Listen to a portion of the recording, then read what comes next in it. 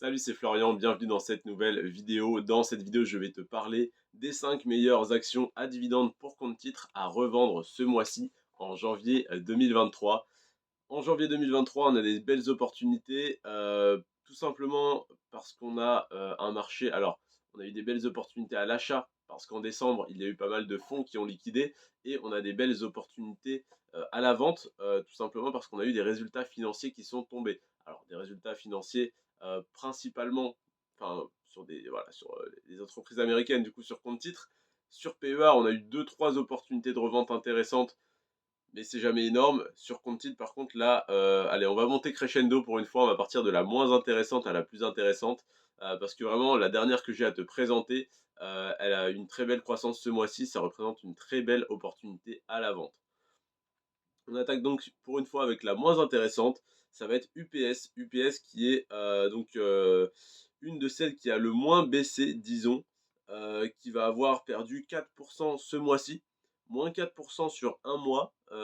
Alors, c'est intéressant et c'est pas intéressant à vendre parce que tu es quand même en négatif, mais on a en fait de tellement belles opportunités qui vont jusqu'à -7, -8, -12% à acheter ce mois-ci que revendre à -4% pour acheter à -12, ça peut être intéressant. Ça peut être bête de ne pas revendre une position où tu es à -4 pour pas perdre tes 4% de moins-value latente et du coup de ne pas profiter du -12% que tu pourrais saisir. Si tu as du cash pour réinvestir, ne revends pas cette position à -4, mais si tu n'en as pas et que tu veux réinvestir sur les actions que je te présenterai demain qui ont fait -10, -12%, ça peut être intéressant quand même de revendre.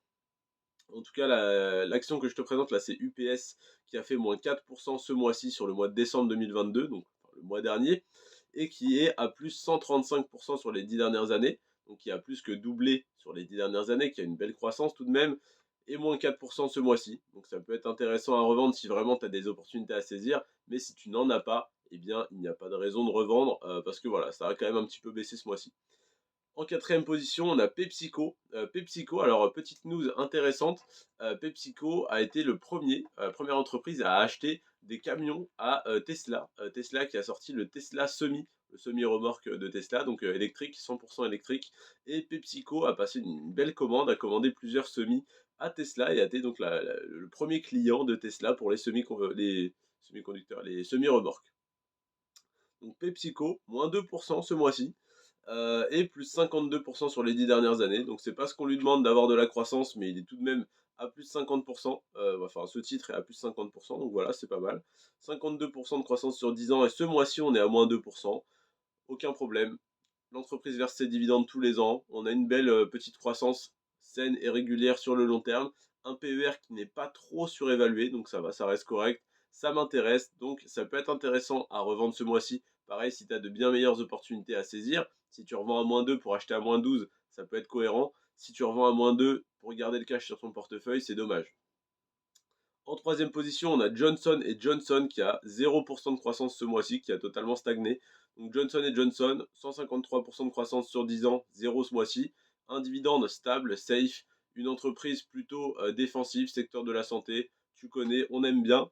Mais évidemment, on ne peut pas avoir que ça dans son portefeuille. Il faut aussi des entreprises un peu plus performantes avec un peu plus de risques. Mais un bon Johnson Johnson pour toucher ton dividende tous les ans, même tous les 3 mois, il me semble, je ne sais plus. Je crois que c'est versement trimestriel, Johnson Johnson. Voilà, pas de croissance ce mois-ci, mais des dividendes qui tombent tous les 3 mois et un cours en croissance sur le long terme, ça fait plaisir. En deuxième position, on a Coca-Cola qui a connu une croissance de 1% ce mois-ci. Tu vois qu'on n'est pas sur des grosses croissances sur le mois de décembre, hein, parce que tous les fonds d'investissement liquides essayent de vendre leurs pertes pour ne pas payer d'impôts. Donc voilà, Coca-Cola 1% de croissance, on se retrouve deuxième du classement, hein, des plus grosses croissances. C'est étonnant, mais c'est comme ça. Donc Coca-Cola 1%, et 72% de croissance sur les 10 dernières années. Donc un peu plus que Pepsi, un peu plus de croissance ce mois-ci que Pepsi et un peu plus de croissance sur 10 ans que Pepsi. Un dividende qui augmente à la même vitesse. Vraiment, les deux entreprises sont au coude à coude. Et donc, je me suis posé la question, est-ce que j'investis que sur l'une d'entre elles ou sur les deux? je me suis dit que Coca-Cola en fait ne détient pas que Coca, mais détient énormément d'autres marques. C'est un très gros groupe, c'est très intéressant. Donc évidemment que je vais investir dessus. Et Pepsi, eh bien, j'en consomme. Je vois que ça marche bien, je vois que c'est rentable et que les ratios financiers sont à peu près les mêmes que Coca. Donc pourquoi n'investir que sur l'un des deux si on peut investir sur les deux, surtout en passant par Trade Republic où je ne paye absolument aucun frais de passage d'ordre. Donc ça ne me coûte pas plus cher d'acheter 10 euros de Coca et 10 euros de Pepsi que d'acheter 20 euros de l'un ou de l'autre. Donc, aucun problème à ça, voilà, à investir sur les deux. Et donc Coca-Cola qui est la deuxième meilleure action à dividende pour compte titre à vendre ce mois-ci, donc la deuxième meilleure performance du mois de décembre avec seulement 1% de croissance. Et là tu te dis, bon bah la première ça va peut-être pas être fou, mais si, comme je te l'ai dit au début de cette vidéo, la première action de ce classement n'a pas fait plus 0, plus 1%, mais plus 9% sur le mois de décembre, et donc représente une opportunité à la vente plutôt intéressante. C'est l'action Nike qui a fait donc plus 9% ce mois-ci. 342% de croissance sur 10 ans. Donc tu vois, par rapport à toutes les autres que je t'ai présentées dans cette vidéo, sur le long terme, c'est la plus performante. Et ce mois-ci, c'est de très loin de 9 fois plus que les autres, la plus performante.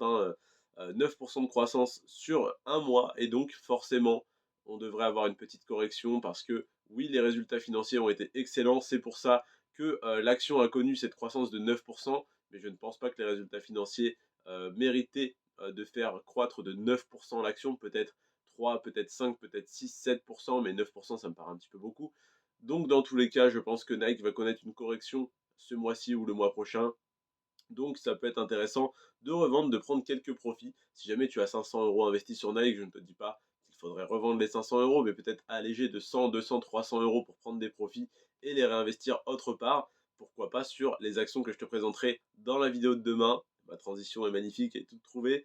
Dans la vidéo de demain, je te parlerai d'actions qui ont fait entre moins 4 et moins 12%, qui sont d'après moi les plus intéressantes sur lesquelles investir ce mois-ci. Je rappelle à tous les nouveaux, il y en a très peu, hein, maintenant on est des habitués ici, mais à tous les nouveaux ou ceux qui ne sont pas abonnés, qui ne regardent pas souvent mes vidéos, que je ne suis pas conseiller financier, je ne suis qu'un jeune arrogant de 20 ans avec un patrimoine qui avoisine les 40 000 euros, voilà, qui ne sont pas tombés du ciel.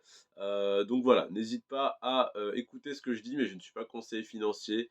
Je ne te propose pas d'investir sur telle ou telle action, je te dis simplement ce que je fais et quel est le résultat de mes analyses, quels sont mes investissements. Sans dire que c'est les meilleurs, ça n'est probablement pas les meilleurs, sinon je serais déjà bien plus riche que je ne le suis. Mais en tout cas, j'arrive à faire mon petit bonhomme de chemin, pardon. Mes portefeuilles sont dans le vert et j'ai une belle vision sur les 10 prochaines années. N'hésite pas à venir me parler sur Instagram ou sur le groupe privé Telegram, ça me ferait extrêmement plaisir d'échanger avec toi. C'était Florian, sur ce, prends soin de toi et de tes finances. Ciao.